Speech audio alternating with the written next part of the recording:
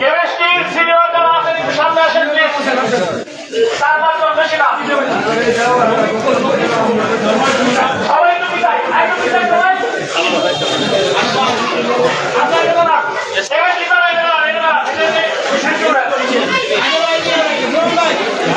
Chemistry করা শাড়িতে করা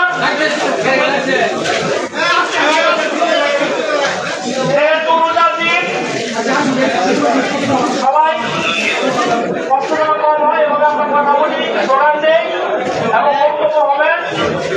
আমাদের আন্দোলন ততক্ষণ পর্যন্ত চলবে যতক্ষণ পর্যন্ত এখান থেকে খুনিদেরকে গ্রেপ্তার করা আমাদেরকে দেওয়া হবে তালাশি করা।